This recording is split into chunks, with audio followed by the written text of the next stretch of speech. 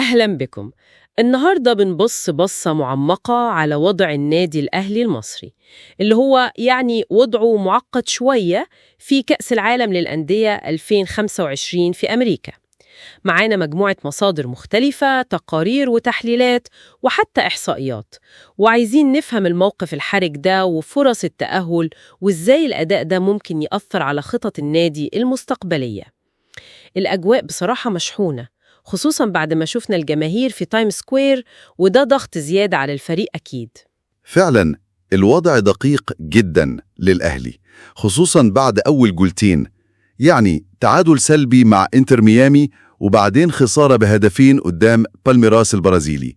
ده خلى الأهلي في المركز الأخير بنقطة واحدة بس، وراه بورتو البرتغالي في المركز الثالث بفارق الأهداف بس. المتصدرين بالميراس وإنتر ميامي، كل واحد 4 نقط. نقطة واحدة بس، وماتش جاي مصيري فجر الثلاث بتوقيت القاهرة ضد بورتو. طيب، المصادر بتقول إيه عن فرص التأهل؟ الحسبة شكلها صعب قوي. صعبة جدا. بصي، الفرصة الوحيدة للأهلي يعني لازم تبدأ بالفوز على بورتو، دي أول خطوة. بس للأسف ده مش كفاية خالص. مصير الأهلي متعلق كمان بنتيجة الماتش التاني اللي في نفس الوقت بين إنتر ميامي وبالميراس. لازم إنتر ميامي يخسر، وهنا بقى تيجي تفاصيل فرق الأهداف المعقدة دي. يعني مثلا لو الأهلي كسب بفارق هدفين وإنتر ميامي خسر بفارق هدفين، ساعتها الأهلي يتأهل. فارق هدفين هنا وهدفين هناك؟ بالظبط. أو لو إنتر ميامي خسر بفارق 3 أهداف، كفاية الأهلي يكسب بهدف واحد بس ويتأهل. طب والسيناريو اللي كل الناس خايفة منه؟ أسوأ حاجة ممكن تحصل لا قدر الله إن الأهلي يكسب بورتو، بس إنتر ميامي يتعادل مع بالميراس. في الحالة دي بالميراس وميامي هم اللي يتأهلوا سوا، والأهلي وبورتو يخرجوا للأسف. ده وضع بيحط ضغط مش طبيعي على اللعيبة أكيد، وعلى المدرب كمان الأسباني خوزيه ريبيرو. والمصادر كمان بتتكلم على نقطة لافتة، إن أداء الفريق في البطولة دي ممكن يخلي الإدارة ترجع تفتح ملف صفقات الصيف تاني اللي كانوا خلاص شبه أفروه. صحيح. الأداء اللي مش مقنع لبعض اللعيبة، بالذات يعني مركز الظهير الأيمن. محمد هاني مستواه متراجع شوية، وعمر كمال عبد الواحد لسه الجهاز الفني مش مقتنع بيه تماما. ضيفي على ده كمان موقف كريم فؤاد اللي لسه مش واضح قوي بعد رجوعه من إصابة الرباط الصليبي، ودي كانت إصابة طويلة وخطيرة. كل ده خلى الإدارة تفكر بجدية، ممكن نحتاج تدعيمات جديدة، والموضوع ده هيتناقش مع ريبيرو بعد البطولة على طول. وده ياخدنا بقى للمدرب نفسه، خوسيه ريبيرو، اللي بيقولوا عليه البروفيسور. جه بعد مارسيل كولر. المصادر بتقول لنا إيه عن خلفيته وفلسفته في اللعب؟ هو مدرب إسباني يعتبر شاب نسبياً، مواليد 77. نجاحه الأبرز كان مع أورلاندو بايرتس في جنوب أفريقيا. عمل هناك إنجاز كبير، 5 ألقاب محلية في وقت قصير، منهم كاس MTN 8 3 مرات ورا بعض، وكاس نت بانك مرتين. دي بطولات مهمة هناك.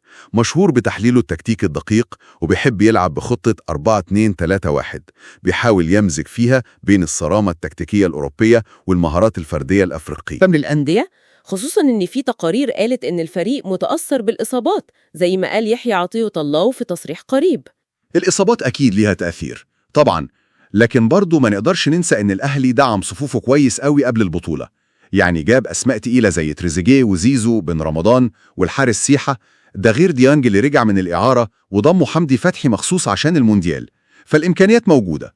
شوفي مثلا أرقام لاعب زي إمام عاشور، تقريبا مردوده التهديفي وصناعته للأهداف الضاعف في أول موسم مع الأهلي مقارنة بمسيرته قبل كده، ووصل لأعلى قيمة تسويقية ليه.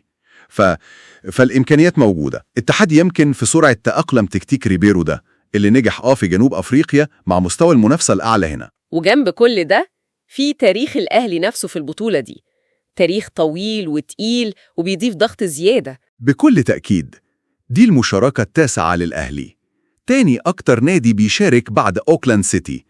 الأهلي أكتر نادي لاعب ماتشات في تاريخ البطولة، 25 ماتش قبل ماتش بورتو ده، ومتساوي مع ريال مدريد كأكتر فريق كسب ماتشات، 10 انتصارات. بس برضو الناحية التانية، هو أكتر فريق خسر، 14 هزيمة، وأكتر فريق دخل فيه أهداف، 39 هدف. حكاية إنه خد البرونزية 4 مرات، دي 2006 و2020 و2021 و2023، بترفع سقف الطموحات دايما. هداف الفريق التاريخي في البطولة هو محمد أبو تريكة، 4 أهداف. يعني مشاهد الجماهير في تايم سكوير دي بتلخص حجم الآمال. إذن الموقف ببساطة تحدي كبير، لازم فوز وانتظار نتيجة الماتش الثاني، والتعامل مع ضغط تاريخي وجماهيري كبير جدا، وعلامات استفهام حول التكتيك ومستقبل الفريق والصفقات كمان. والسؤال الأهم اللي الأيام الجاية هي اللي هتجاوب عليه، هل البروفيسور ريبيرو واللعيبة عندهم القدرة إنهم يقدموا المطلوب في اللحظة الحاسمة دي قدام فريق أوروبي منظم زي بورتو؟ وهل التكتيك بتاعه ده ممكن يكون فعال في الظرف الحاسم ده، المختلف عن تجاربه اللي فاتت؟ الإجابة في الملعب.